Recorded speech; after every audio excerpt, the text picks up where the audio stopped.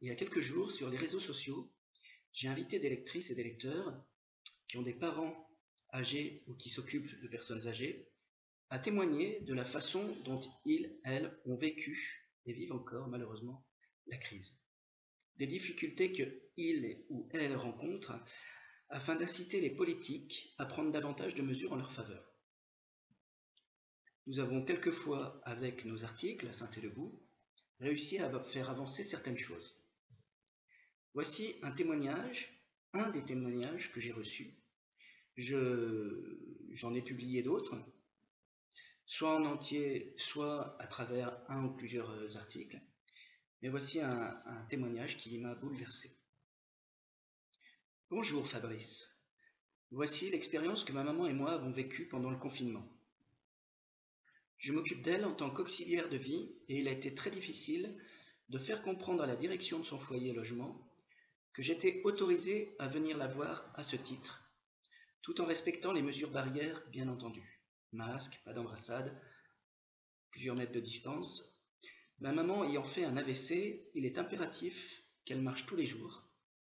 Donc nous allions un peu dehors faire quelques pas. Là, il y avait la permission de sortir. Dans certains établissements, ce n'est pas toujours le cas.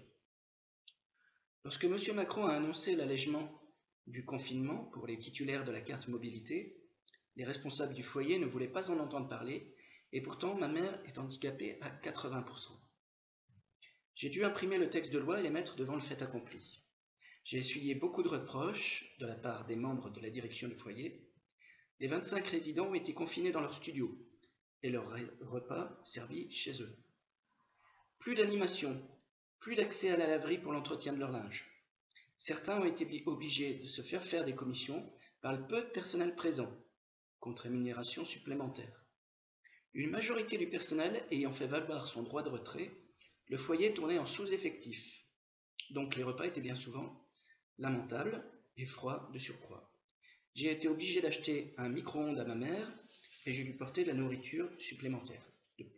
De plus, j'étais révolté de voir que même le cuisinier travaillait sans masque, alors que tous les jours, les résidents, surtout les plus perdus, se faisaient réprimander s'ils n'en avaient pas. Devant le foyer, il y avait des bancs pour que les résidents puissent prendre l'air, mais ces bancs ont été supprimés pour éviter que les résidents s'y retrouvent trop nombreux. Ceci était ridicule car les week-ends, il n'y avait pas de surveillance et les papis et mamies faisaient ce qu'ils voulaient, étaient libres d'aller dans les commerces, etc. Une semaine avant la fête des mères, la directrice m'a autorisé à venir chercher ma maman pour le repas de midi. Sachant que je vis seul et que nous allions manger tranquille à la maison, le vendredi soir, changement de programme, c'était devenu interdit sous peine de confinement supplémentaire de 14 jours. Ma maman s'est mise en colère et a choisi de venir quand même chez moi. Elle a dit à la directrice qu'à 87 ans, donc je cite, voilà, elle l'emmerdait avec toutes ces mesures gouvernementales et qu'elle préférait attraper le Covid plutôt que de passer sa fête des mères sans moi. Elle sera donc déconfinée seulement à partir de lundi. Bon, dans un certain nombre de maisons de retraite, de résidences, comme à la Sarrazinière à la Terrasse, par exemple, sur Saint-Étienne, les résidents sont toujours enfermés. Donc là, bon, il la déconfine à partir de lundi. Voilà, et ceci n'est que le principal, il y aura encore tellement à raconter, mais bon, comme m'a répondu la directrice, si vous n'êtes pas satisfaite, mettez vos mamans ailleurs. On imagine combien dans les foyers, les résidents comme les membres des personnels ont été bouleversés par cette crise qu'ils ont gérée comme ils ont pu. Et ceci explique peut-être les réactions de certains.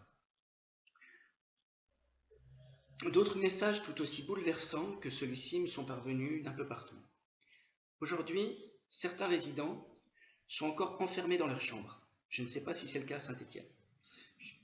Enfin, dans certaines résidences, j'ai su aujourd'hui que dans certaines résidences, c'était encore le cas. Après 3 mois de confinement, leurs situations ne sont plus tenables.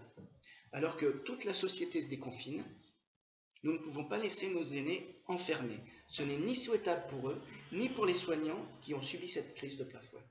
Et en même temps, il y a un fort sentiment de culpabilité de la part des familles, donc il faut absolument faire remonter toutes ces informations, enfin partager ces informations et les faire remonter. Vous pouvez retrouver tous ces articles sur le site de Saint-Éleuthère. Merci beaucoup.